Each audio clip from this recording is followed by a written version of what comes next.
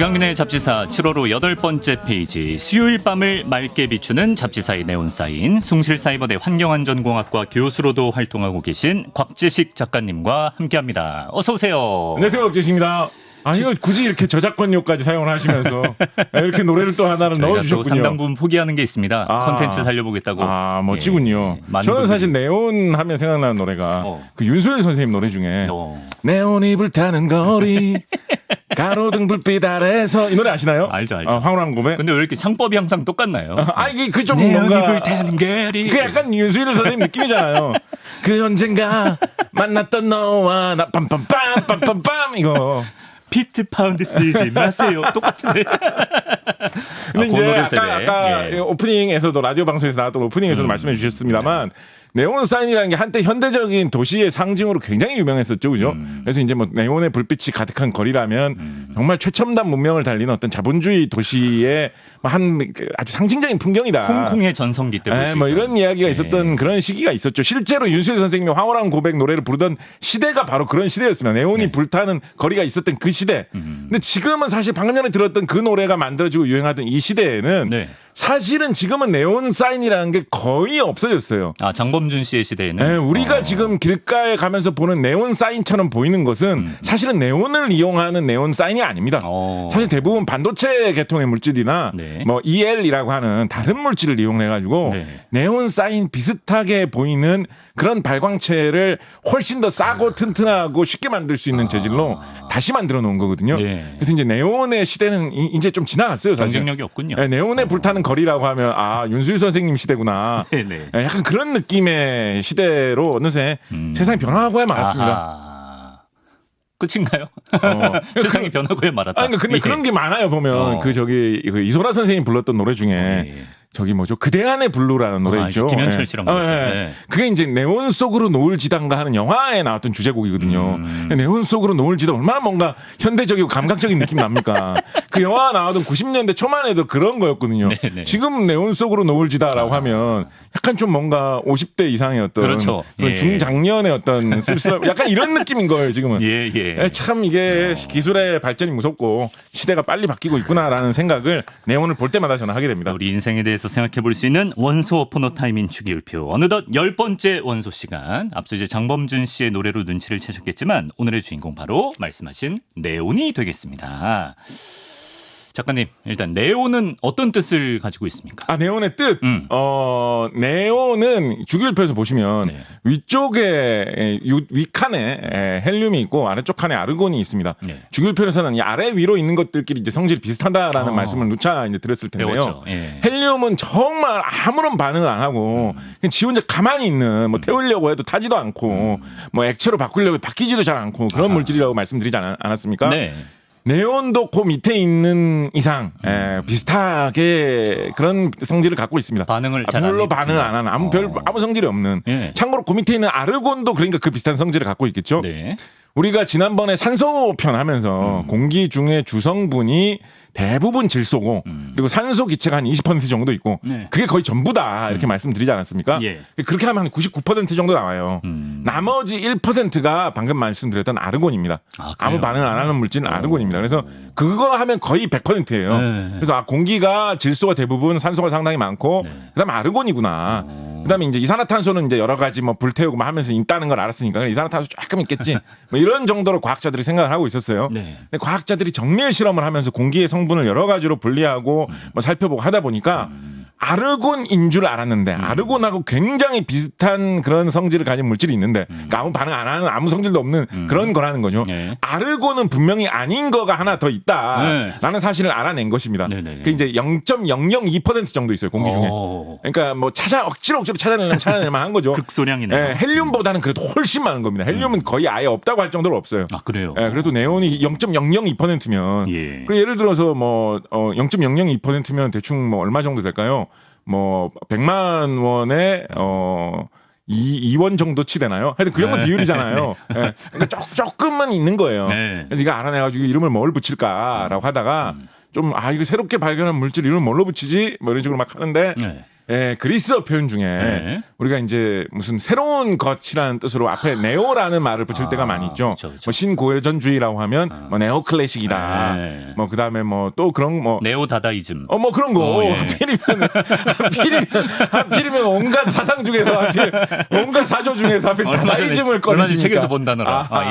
뭐 새로운 거, 신 뭐 이런 거 할 때 저기 매트릭스 영화에서도 주인공이 새로운 희망이라고 해가지고 이름이 네오라고 되어 있죠. 키아누 리브스. 네, 그렇습니다. 그리고 뭐 좀 이상한 사람들 중에 나치가 나쁜 짓 해서 망했지만 우리가 새로운 나치다라고 하는 사람들을 네오 나치 이런 식으로 부르지 않습니까? 그렇죠. 그래서 그리스어로 네오가 새롭다는 뜻이 있습니다.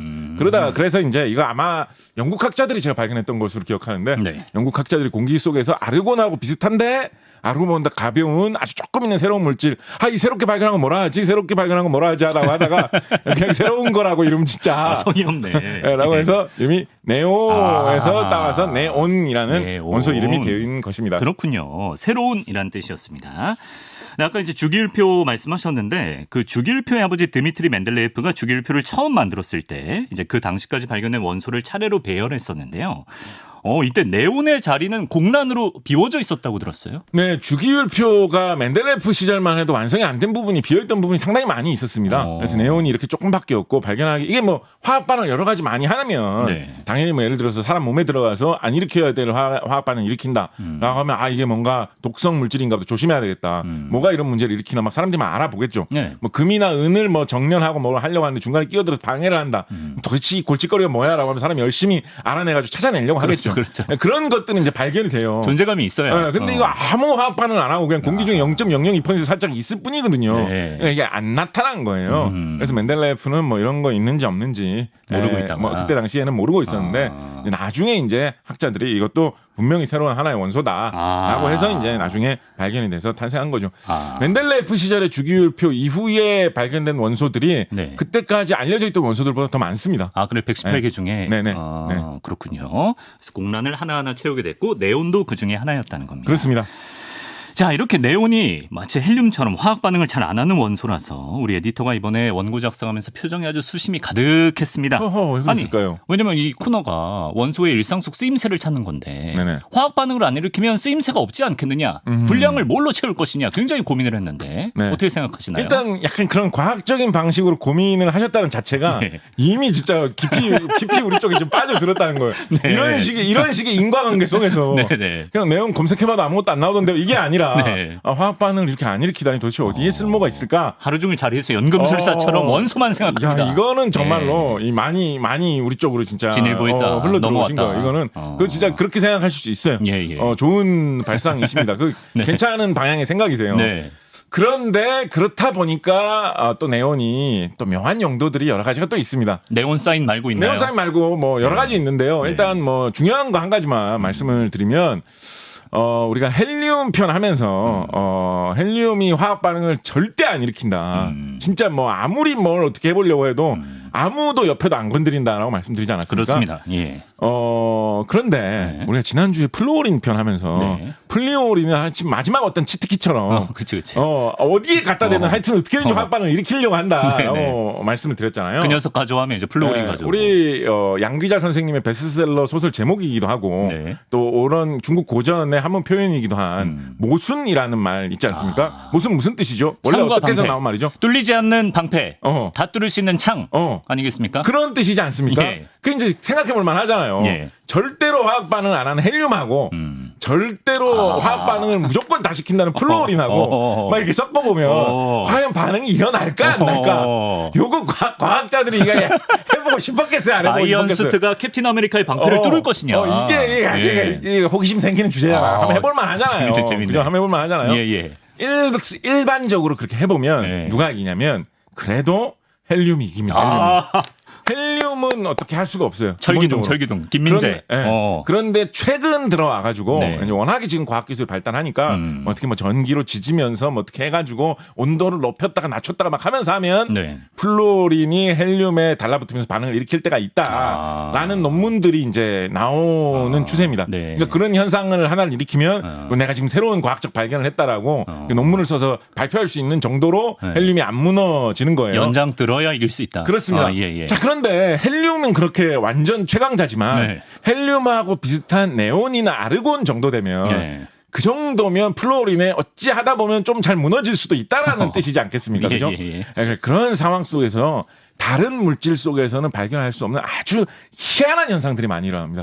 그렇게 절대 무너지지 않을 것 같은 물질하고 뭐든지 다 무너질 것 같은 물질하고 섞어놓은 상태에서 다른 물질에서는 도저히 찾아볼 수 없는 아주 전기적으로 그리고 광학적으로 그러니까 빛에 관한 성질에서 희한한 성질들이 여러 가지가 많이 나타나거든요. 그래서 그런 물질로 만들 수 있는 좀 약간 뭐랄까요 들뜬 상태. 제가 화학 용어 중에 제일 좋아하는 용어예요. 들뜬 상태. 들뜬 상태가 약간 들뜬 뭔데? 상태로 잘, 그러니까 에너지적으로 좀 불안하다라는 들뜬 상태로 이렇게 잘 연결될 수 있는 그런 물질로인 엑시머라고 하는 아주 좀 특이한 물질을 만들 수 있습니다. 엑시머라는 거 잘 만들어지지 않아요. 웬만해서는. 근데 이렇게 절대 뚫을 수 없는 창과 절대 뚫을 수 없는 방패와 모든 것을 다 뚫는 창 같은 물질을 두 개를 갖다 놓고 야, 이러면 완전 모순이잖아. 어떻게 되나 보자라고 하면 이거 어떡하지?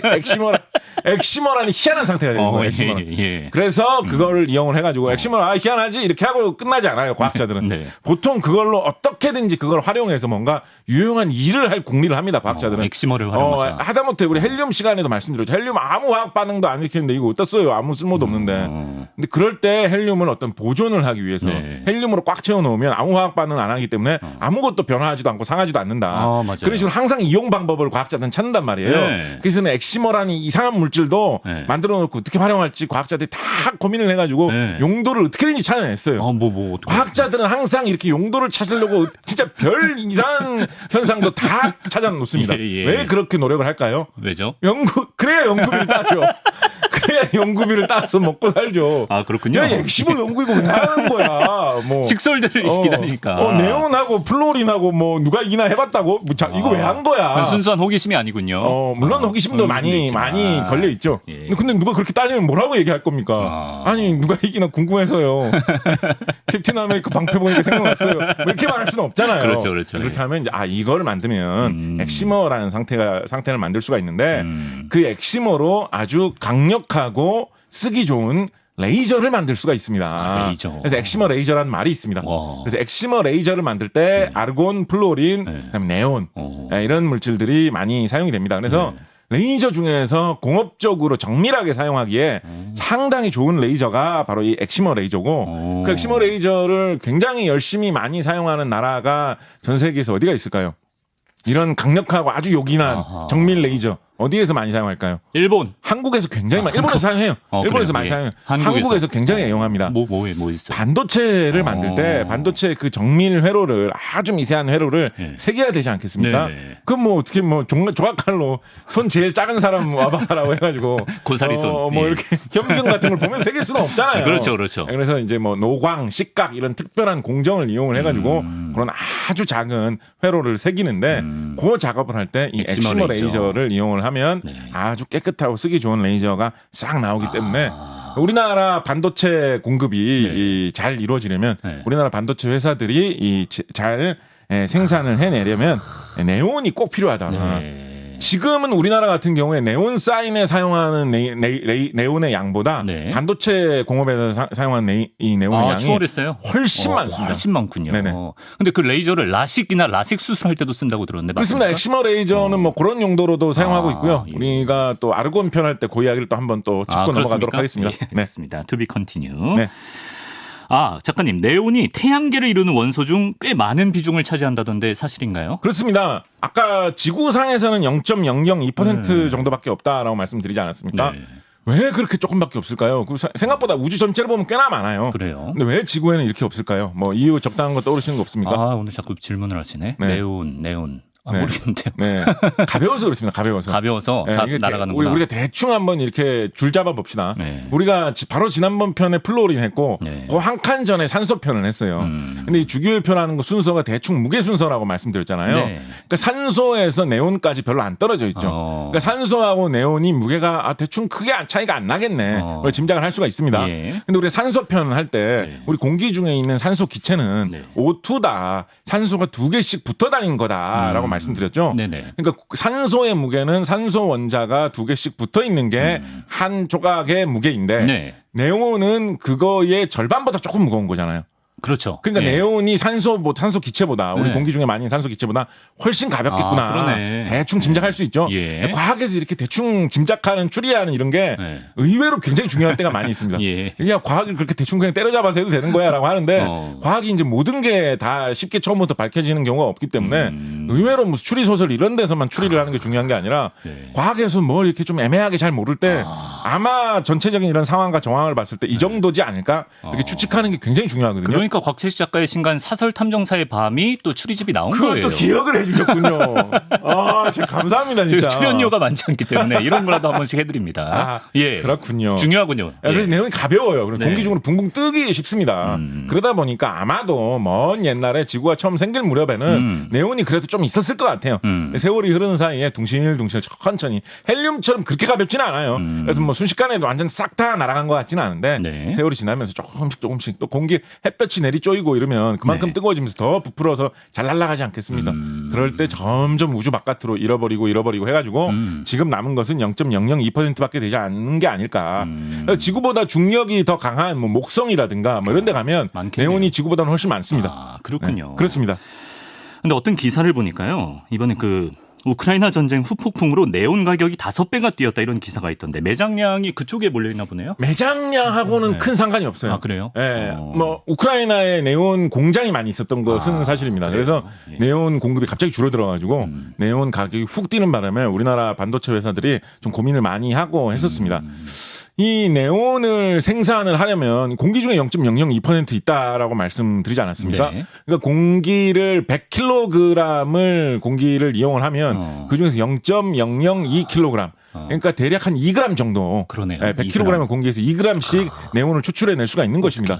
그런데 공기를 좀 많이 빨아들여서 사용했다고 뭐 누가 뭐 되게 뭐라고 하진 않지 않겠습니까? 그걸 뭐 특별히 오염시키는 것도 아니고 거기서 뭐 산소물을 뽑아서 없애버리는 것도 아니고 네온으로 숨쉬는 사람도 없는데 네온만 가져간다는데 그래서 이게 기술만 잘 있다면 이게 괜찮은 장사입니다. 어떻게 보면. 할 수 있다. 네, 재료가 공기예요.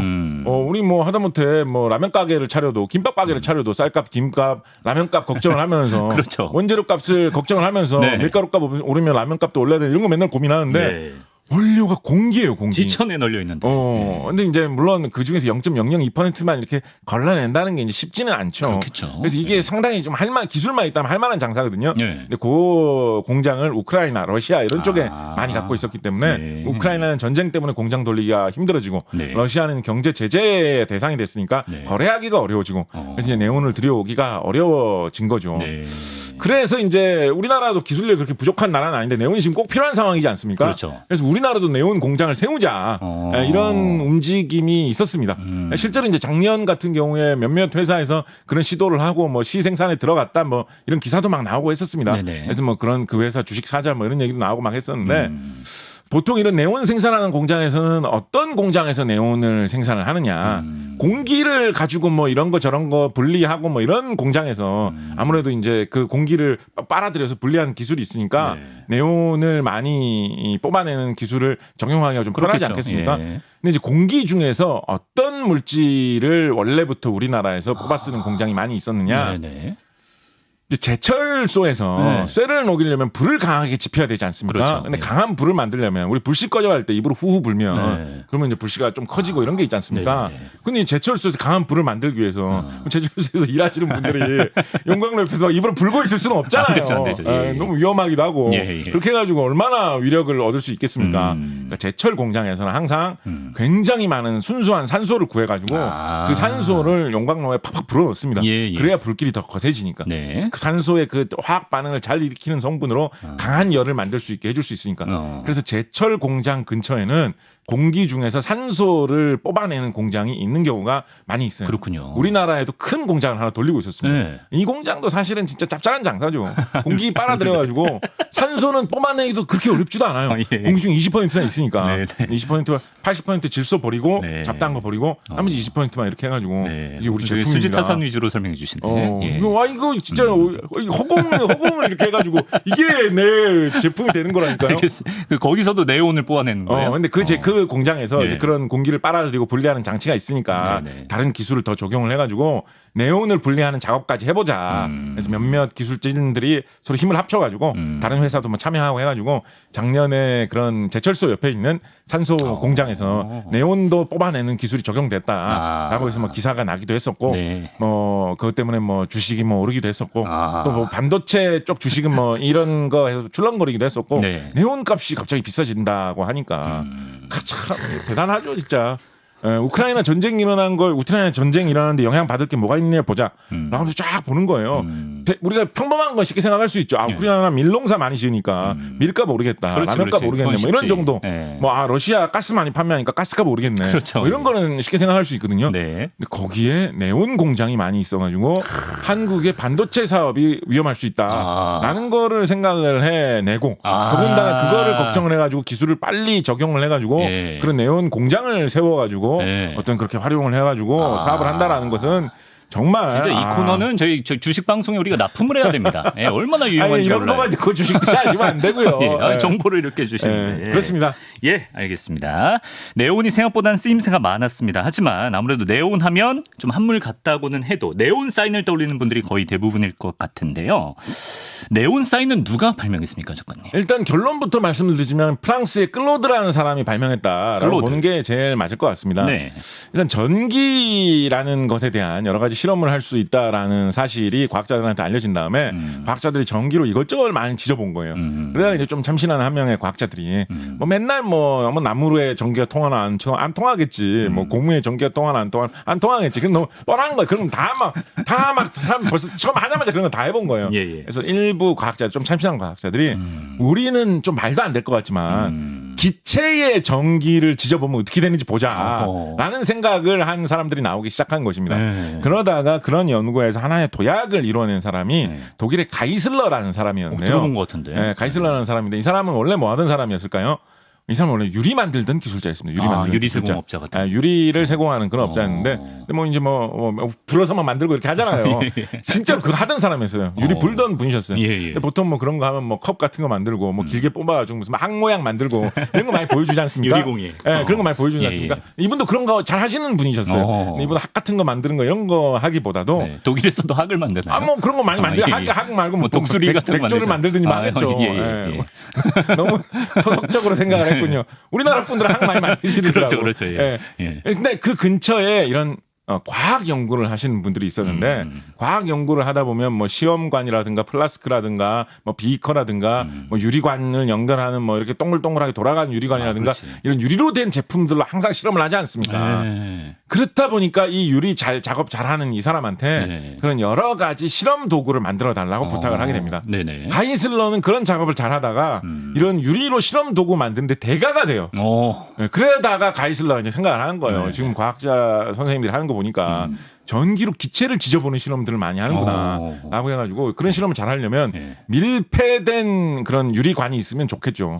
거기에 어떤 특정한 기체만 특정한 조건으로 딱 넣고 밀봉해 놓고 기체라는 거는 사방으로 자꾸 흩어진다라는 게 고민이잖아요. 어디 뭐 실험을 한다고 무슨 뭐 이런 냄비 같은데 기체를 담아놓고 너 거기 잘 있어라라고 한다고 기체가 그대로 있지 않습니까? 그래서 어딘가 유리 같은데 넣고 밀봉을 하는 게 중요하거든요. 이 사람 유리공예 잘하니까 기체를 특정한 조건에 맞춰서 넣고 밀봉을 한 다음에 거기를 전기로 지지는 장치 이런 거를 잘 만들어가지고 납품을 하기 한 겁니다. 그렇게 하면서 가이슬러 관이라는 게 나왔는데 가이슬러 관으로 실험을 하는 게 유행한 이후로 그거를 조금씩 여러 가지로 바꿔가면서 사람들이 무슨 뭐 크룩스라는 사람은 크룩스관을 만들고 뭐 무슨 뭐 음극 전기를 이용해서 음극관을 만들고 최대한 안을 진공으로 만든 진공관을 만들고 뭐 그런 가이슬러 관이 어떤 후계 관들의 실험이 완전 온통 유럽 과학계를 뒤흔들면서 퍼지는 굉장히 유행하는 그런 시대가 오게 됩니다. 그렇군요. 그러다가 독일의 어떤 과학자가 전기를 그렇게 지지다 보면 그 기체가 빛을 내는 경우들이 좀 발생을 하거든요. 근데 그 빛을 전기를 내는 그 유리 표면에다 딴 물질을 좀 바르고 해가지고 그 빛을 앞면 앞쪽으로만 네. 특정한 방향 쪽으로만 빛이 좀 눈에 잘 보이게 선명하게 나오는 그런 관을 또 개발했습니다. 이 독일의 과학자 이름이 무엇이었느냐? 네. 브라운이라는 사람이었어요. 브라운 관. 그래서 이 사람이 만든 관이 브라운 관입니다. 그리고 나중에 이제 보니까 그럼 이걸로 어떤 그림 같은 것도 표현할 수 있지는 않을까? 희한한 사람도 많았던 거예요. 브라운이라는 사람이 이렇게 하니까 저 빛이 모양이 재밌게 나오죠라고 했더니 그럼 그거 약간 별 모양으로도 나오게 할 수 있나요?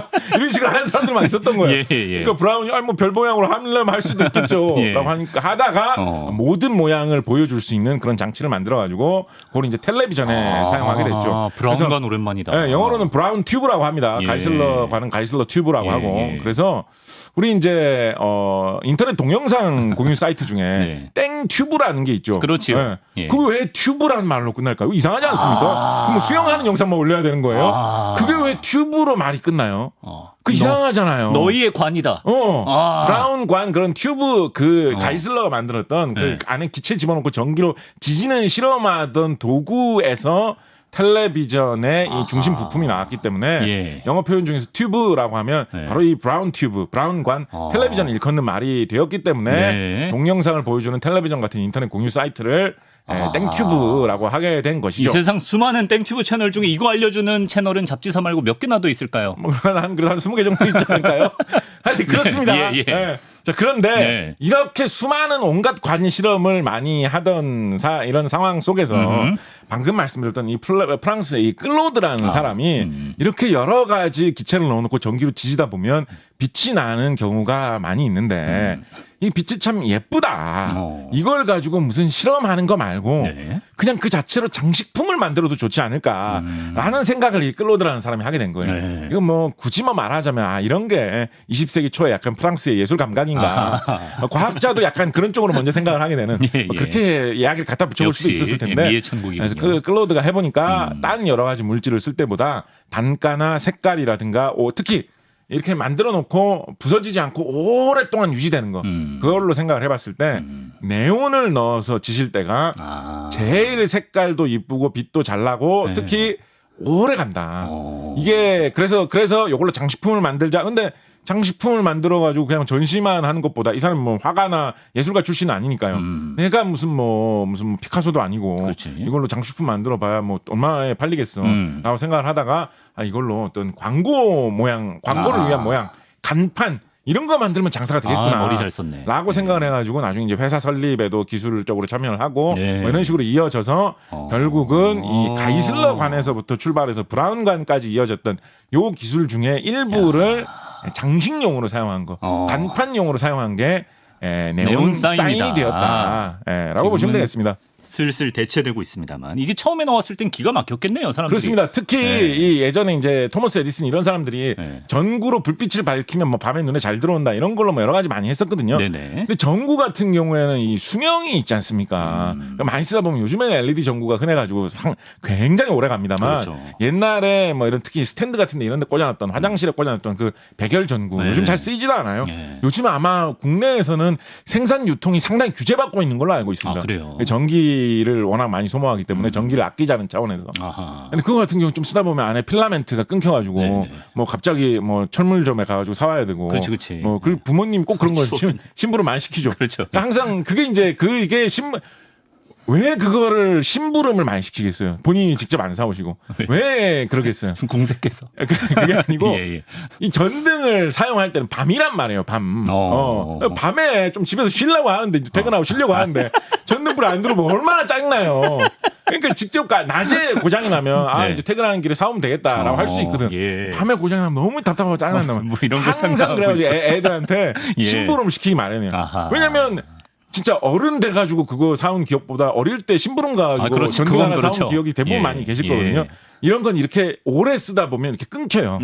근데 뭐 집에서는 뭐 전기를 절약해야 되니까 난 책 볼 때만 등을 켜고 있겠다 이렇게 할 수 있지만 간판에 어떤 광고판을 위해서 밝혀놓는 그런 조명이라면 그걸 24시간 계속 24시간까지 할 필요는 없겠구나. 밤새도록 그걸 켜놔야 되는데 그게 자꾸 중간에 불이 나간다라고 하면 그게 얼마나 갈기가 귀찮겠습니까? 그렇죠. 전등이 쫙 꽂혀 있어가지고 뭐 그걸로 뭐 어떤 우리 회사에 뭐 예를 들면 알파벳으로 CBS 이런 모양으로 전등 5,000개를 이렇게 박아가지고 이렇게 모양을 만들어놨다. 예, 예. 그 뭐 한 2, 3일만 지나도 5천 개 중에 하나씩 고장 나죠. 그렇죠. 예. 그러면 누가 하나가 기어 올라가가지고 네. 그걸 고쳐야 되는 거예요, 그죠? 네. 근데 그거를 아까 그 원리가 그대로 적용됩니다. 그거를 낮에 그 고장이 나겠어요, 낮에? 밤에 고장, 왜냐면 밤에 켜놓았으니까 그렇죠. 고장난 게 항상 밤에 보여요. 그렇죠. 그럼 다 퇴근하고 없는데 네. 뭐 당직 서는 사람 몇 명만 있을 텐데 네. 그 누가 교체해요? 그러면 누가 해? 제일 후배, 너 후배 누구야? 이강민 씨가 제일 후배인가? 네. 사다리 타고 좀 올라가지. 그러진 맨날 않죠. 이렇게 되는 거예요. 예. 그렇다 보니까 이게 이 광고 이런 전기를 이용한 광고판 어떤 간판을 만든 사람들의 정말 골치 아픈 고민거리였는데 이 클로드가 네. 네온 오래 사인으로 가니까. 딱 짚은 거죠. 필라멘트가 잘 끊어지잖아요. 네. 네온 사인은 전기를 지지는 부분이 양쪽에 있고 예. 안에 그냥 네온 기체가 꽉 차 있거든요. 필라멘트 이런 게 없어요. 네. 그냥 네온 기체가 지져지면서 빛을 내는 거거든요. 그럼 끊어지고 자시고 할 게 없습니다. 그래서 네온 사인이 굉장히 오래 갑니다. 오래 간다. 근데 그래도 이거를 워낙 오래 켜놓고 항상 많이 쓰는 것이다 보니까 옛날에 이제 길 가다가 네온 사인으로 되어 있는 뭐 움직이는 뭐 이런 있죠. 뭐 이상 아저씨 모양 뭐 이런 거 있으면 그게 네온 사인이 한 가닥씩 나갈 때가 있어요, 그죠? 예. 그래서 입을 열었다 벌렸다 하면서 뭐 말하는 것처럼 아저씨 모양이 보여야 되는데 뭐 입을 벌릴 때는 아저씨가 갑자기 없어졌다가 네. 입을 다물 때만 아저씨가 나타나고 뭐 네온 사인조차도 수리하기가 어려워. 항상 높은데 크게 이렇게 붙여놓거든요. 네온 사인조차도 그렇게 나가는 경우가 꽤나 있었다라는 걸 생각을 해보면 네. 네온 사인 시대 이전에 백열등으로 그런 광고판을 만들었을 때는 정말 사람들이 고생을 많이 했겠다 그리고 생각을 해볼 수 이제는 있죠. 네온의 전성기도 지나고 아까 초반에 말씀해 주신 대로 대체가 되고 있다는 겁니다. 불량 걱정을 한 게 기후였군요. 예, 오늘도 초과 불량 벌써 나왔고요. 끝났나요? 예. 아니, 최후 발언 뭐 하나 하시던가요? 네. 최후 발언. 최후 발언이요? 아니 근데 오늘 분량 다 채워주셨어요. 네. 예, 그래서 삶이란 게 이렇게 잘 나갈 때가 있으면 또 약간 쇠할 때가 있고. 이럴 수가 벌써 끝나다니. 그렇다는 겁니다. 네, 여러분. 그렇습니다. 앞날은 모르는 겁니다. 그렇습니다. 원소 포노타임인 주기율표 10번째 시간 함께했습니다. 오늘 네온에 대해 알려주신 곽재식 작가님 오늘도 고맙습니다. 감사합니다.